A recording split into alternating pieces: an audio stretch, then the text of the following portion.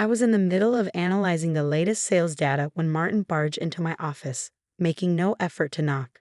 His entrance was loud and deliberate, designed to unsettle me. It was classic Martin. "Elena," he ordered, slamming a file onto my desk. "We need to talk. Right now." I glanced at the file and then at Martin, the man I had worked under for 4 years. Martin Reed was the type of guy who barely acknowledged the women in the office unless he needed coffee or someone to handle his schedule. He was all about power, more about reminding others that he had it than anything else. But I stayed calm. It was what I did best. "Sure," I replied, motioning toward the chair across from me. He didn't sit. Instead, he stood there, towering.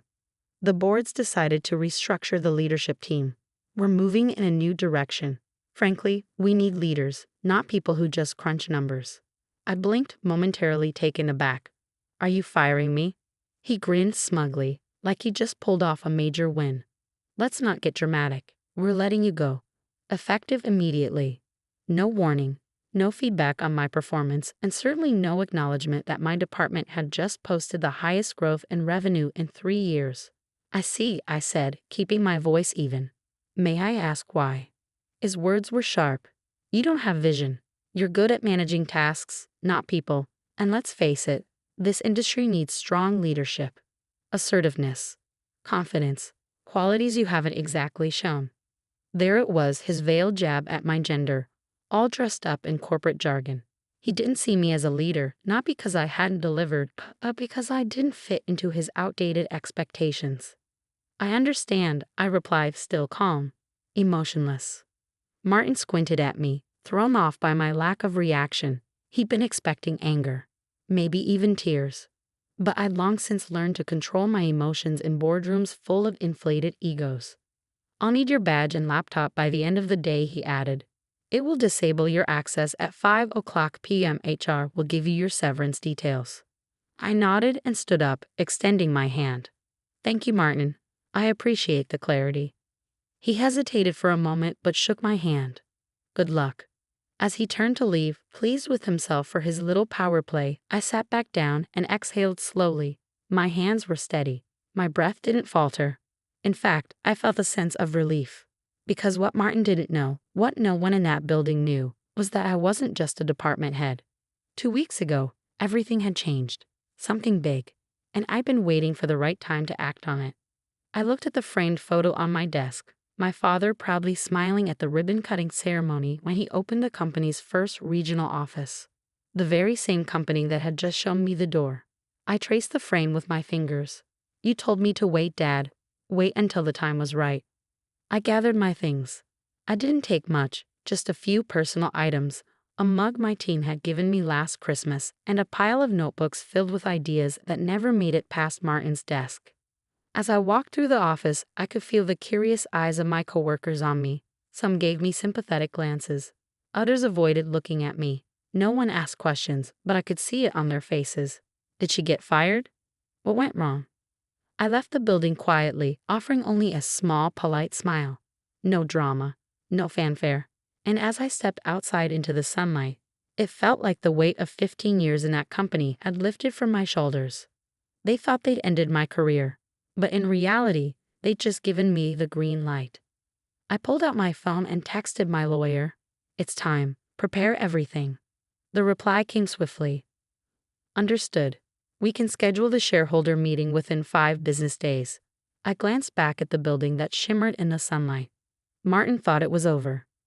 But he had no clue what was coming. The next time I entered that boardroom, it wouldn't be as an employee. It would be as the majority shareholder.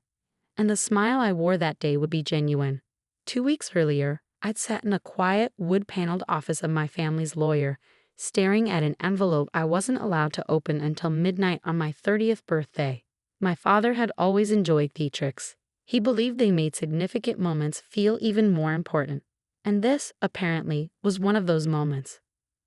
"Elena," Mr. Harrington, our family's lawyer, said warmly, his tone fatherly. "Your father left very specific instructions. You're not to open this until your 30th birthday, not a moment before." I smiled politely, partly curious and partly amused.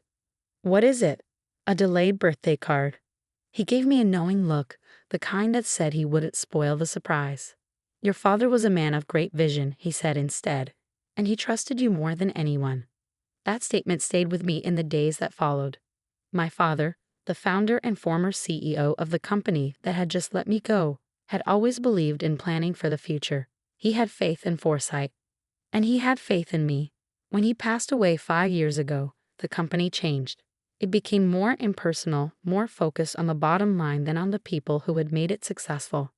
Martin had joined shortly after, charming the board, boasting his MBA, and slowly dismantling the culture my father had built. I had stayed, thinking. I thought I was preserving what was left, but now I see my father had anticipated something like this all along, and he'd taken steps to prepare for it. On the morning of my 30th birthday, I opened the envelope alone, seated in the same chair where he used to sip coffee and read the Sunday paper. The sun filtered in softly through the window, casting a golden glow. Inside were a letter and an official-looking document, sealed and embossed. I opened the letter first. His familiar handwriting greeted me like a whisper from the past. Elena, if you're reading this, then you've turned 30 and you're ready. I never doubted that, not for a second. You've spent your life working twice as hard for a fraction of the credit. I saw it, even when you thought no one did. The sacrifices. The long nights. The quiet strength. I also saw how things shifted at the company after I stepped down. And I knew there might come a time when you'd need more than just a seat at the table. So I left you the table. I stopped reading for a moment, my breath catching. My hands trembled slightly as I reached for the document beneath it. A trust agreement, signed and notarized. According to the paperwork, 90% of the shares my father had kept when he retired had been placed in a trust under my name. I would gain full control the moment I turned 30. 90%. I read it once, then again, and again, just to be certain I hadn't imagined it. I wasn't just a shareholder anymore. I owned the majority. I was now the key decision maker, the one holding the reins. A quiet charge coursed through me, disbelief, adrenaline, and something deeper. Something like power. Solid, grounded, real. I called Mr. Harrington immediately. Is this actually real? I asked, barely managing to form the words. Yes, he said plainly. Your father set it up to avoid public disclosure. It's legally sound. The board has no clue, unless you decide to tell them. Why wait until now? I asked. He wanted you to see the company for yourself first, to observe who they truly were, and to choose, if you even wanted it, before exercising your right. That landed deep. I'd spent years being underestimated, talked over, dismissed. I watched Martin steal credit for my ideas. I watched men climb ladders I was never allowed to touch. I thought my patience would eventually be rewarded, that someone would finally recognize my worth. But it wasn't recognition I'd been missing, it was leverage. Now, I had it.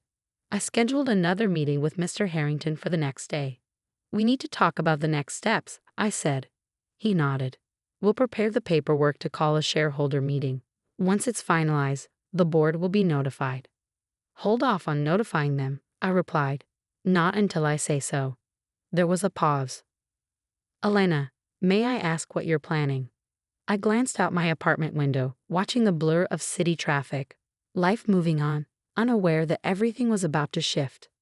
I plan to walk into that boardroom, I said, and show them who they tried to get rid of. I skipped the exit interview. HR called twice, emailed once. I ignored them all. Instead, I met Mr. Harrington in a quiet cafe tucked away downtown. I sipped a flat white while he went over the final draft of the shareholder meeting request. It was official now. On paper, I held 90% voting control. Martin would never see it coming. You're sure about this? Harrington asked, pushing the documents across the table. Once this is filed, you're lighting a match in their boardroom. I met his gaze, voice unwavering. They struck the match when they fired me. He gave a small nod. Fair enough. The notice was clear and concise, like most powerful things are. A formal request for a special shareholder meeting, with a single agenda, reviewing current leadership and appointing new executive management. Martin wouldn't be prepared. That was the whole point. His leadership had always hinged on bravado, on dominating the room with fast talk, inflated promises, and performative confidence. The board, mostly older men who admired his showmanship, had let him operate unchecked. That would end soon. I'll serve the notice on Friday, Harrington continued. Meetings set for Tuesday. That gives them 2 business days to spiral. I smiled faintly. Good. Later that afternoon, I met with Caroline Winters, the trustee who had been quietly managing the shares since my father's death. She was sharp as ever, precise and composed.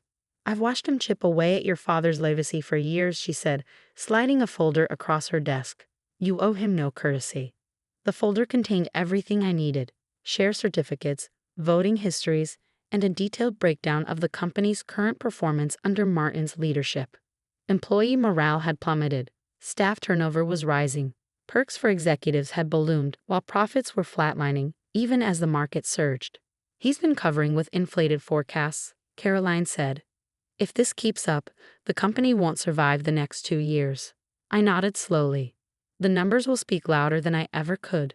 On my way out, I passed the mural in the lobby, an oil painting of my father standing proudly in front of the original company building. He looked younger there than I remembered him in real life. A hand rested gently on the shoulder of a small girl in a red dress. Legacy mattered to him. So did people. And though he was no longer here, I could still feel his presence, like his hand never really left my shoulder. By Monday morning, the rumors were spreading. Whispers turned into questions. HR was panicking. No one knew why I'd disappeared. But they would soon. And when I walked into that boardroom, I'd do it not just as Elena, but as the rightful owner, as the woman they never saw coming. I received messages from former colleagues. What happened? Did you leave? Martin's acting like nothing's wrong. But HR is being unusually quiet. Whatever you did, I hope you're all right. I didn't respond, not yet. Silence was part of my strategy. I wanted Martin to feel secure, to think he'd wiped me out of the equation. Let him enjoy his reign a little longer. Let him underestimate me just one more time. That evening I stood in front of the mirror, trying on the navy suit I'd bought for special occasions but never worn. It was sleek, tailored, polished. The kind of outfit you wear when you walk into a room not to ask for power, but to claim it. I ran through what I'd say, not a speech, just a few pointed lines. Straightforward, controlled, unassailable. The truth would do most of the work for me. Tuesday morning arrived, crisp and sharp. The city hummed on as usual, unaware that inside one boardroom, everything was about to shift. I arrived early, walking past the receptionist with quiet assurance. She gave me a quick, puzzled look but didn't stop me. Upstairs, the boardroom lights were already on. I could see movement through the frosted glass. Mr. Harrington greeted me by the elevators, his expression unreadable but calm. They're in there, he said. Martin's already speaking. He thinks this is just another quarterly review. Not for long, I replied. I took a deep breath, straightened my jacket, and stepped forward. The door to the boardroom opened with a soft click. Heads turned. Conversation halted. Martin, mid-sentence, froze when he saw me. Elena, he said, his voice faltering. This is a meeting for board members only. I smiled politely and placed the ownership documents on the table. Exactly. Then I took my seat at the head of the table. The silence that followed was thick. Martin's gaze was locked on me from the far end of the long oak table, confusion creeping into his features, followed by disbelief. I could almost see the wheels turning in his mind, trying to place me back in the box he thought he had sealed me in last week. Elena, he said again, his tone now sharp. This is a board meeting. Employees are not allowed. I'm not here as an employee, I replied, my voice calm. I'm here as the majority shareholder. That one line shifted the energy in the room. Board members exchanged glances, some stiffened, others leaned forward with interest. Mr. Dalton, who had been with the company since my father's time, looked down at the document I had placed in front of him, then back at me, his eyebrows raised. Is this accurate? He asked, adjusting his glasses. It is, I replied. 90% of the company's shares were transferred to me through a family trust when I turned 30. All the paperwork is in order, filed, notarized, and in compliance with corporate governance. Martin glanced at me, then at Mr. Harrington, who was calmly unfolding another copy of the ownership certificate and handing it to the board secretary. You can't be serious, Martin scoffed, his voice rising. Why would your father?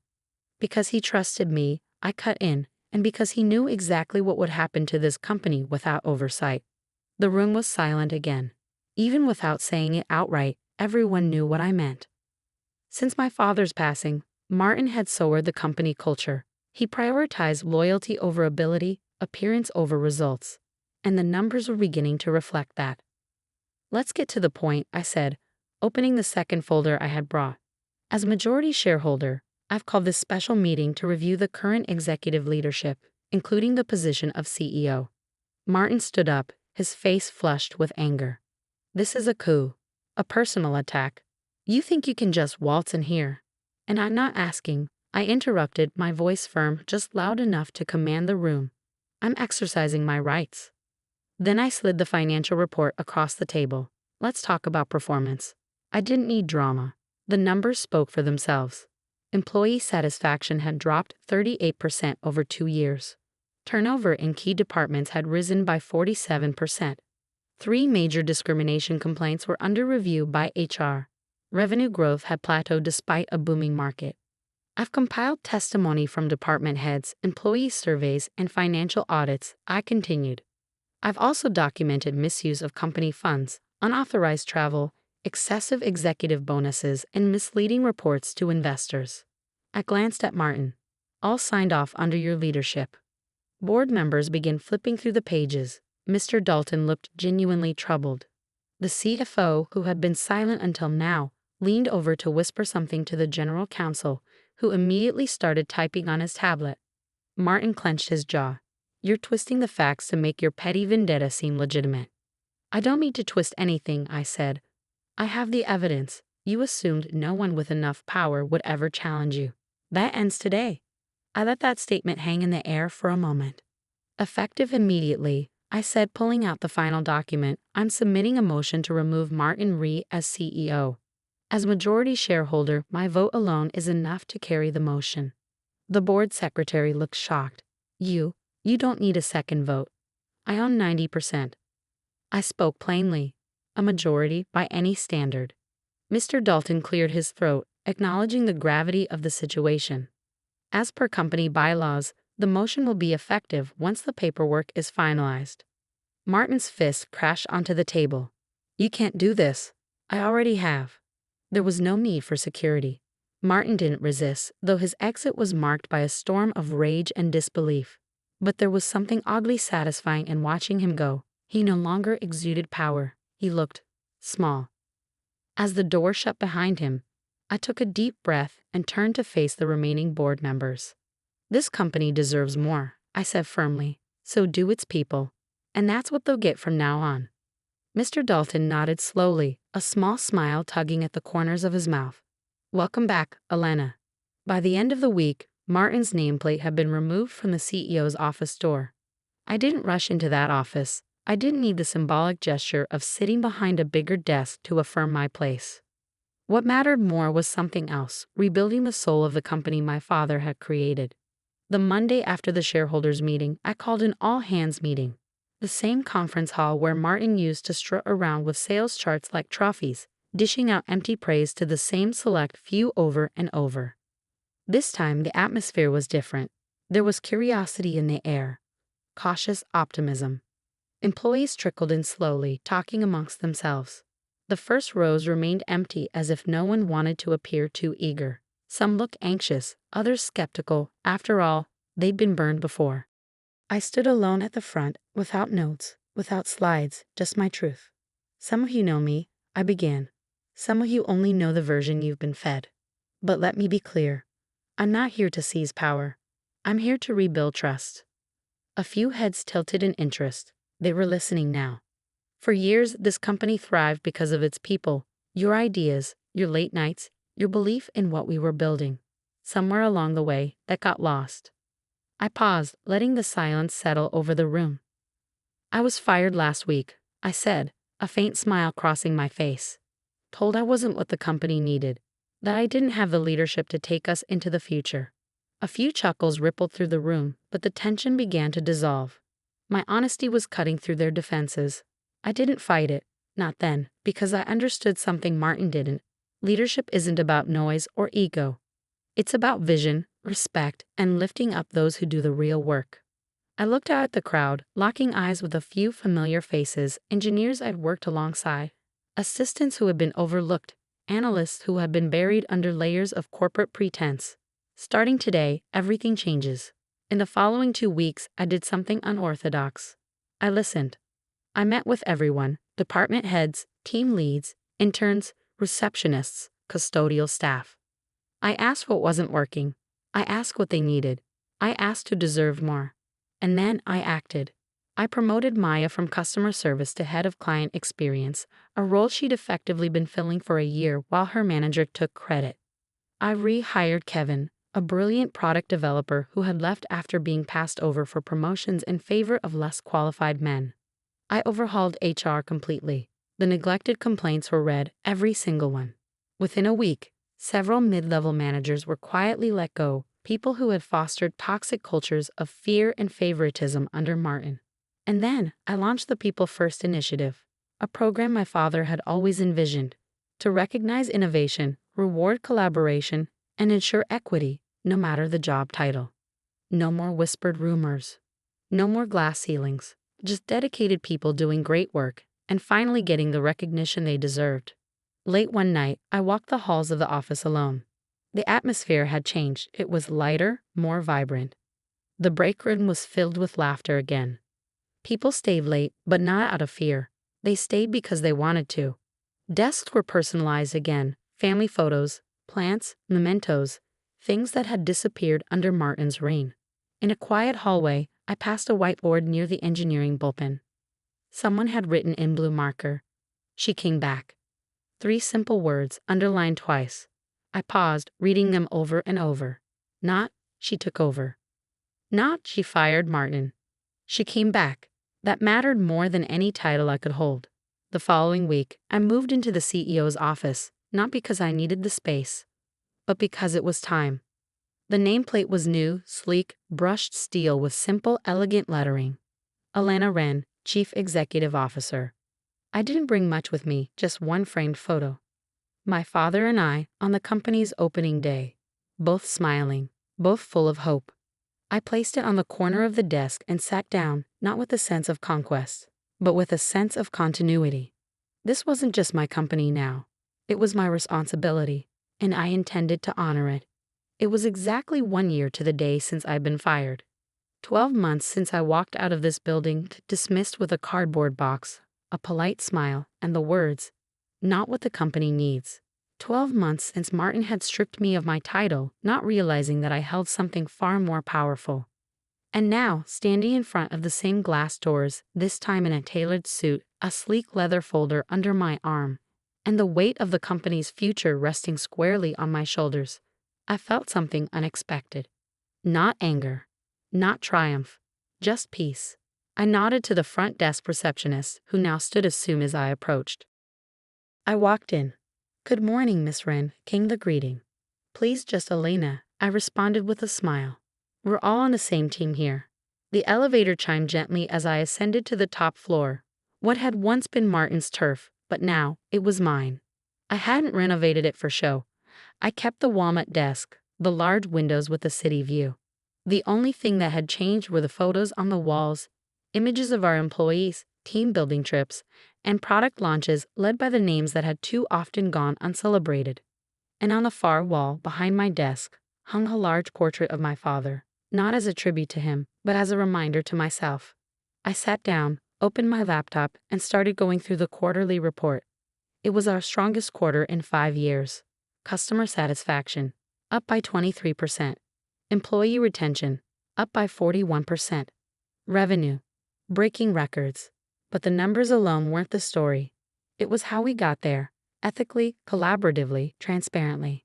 The company culture had changed. People no longer murmured complaints in the hallways. They spoke openly, and their voices were heard. Feedback loops were functional. Leadership diversity had doubled. We didn't just hire great people, we gave them a space to thrive. A soft knock interrupted my thoughts. "Come in," I said. It was Maya, now heading client experience. Her eyes glinted with energy, even behind her glasses. "You ready?" she asked. "They're waiting in the conference room." I stood and smoothed out my blazer. Let's do it. The boardroom had shifted as well, not in its decor, but in its composition. For the first time in the company's history, women made up half of the board. Several were under 40. They brought fresh perspectives, asked tougher questions, and made more informed decisions. At the table's center sat Richard Tanaka, one of our new strategic advisors. A brilliant mind, a decent heart, the kind of person my father would have trusted. Before we begin, Richard said, nodding toward me, Elena has something to share. I hadn't planned to speak, but standing there, with everyone's eyes on me, not in judgment, but in respect, I realized this was the moment my father had always prepared me for. I want to thank all of you, I began, for believing in change, for making the tough calls when the easy ones would have been simpler, and for helping me rebuild a company that prioritizes people over power. I paused to let it sink in. Someone once told me I lack leadership. I went on.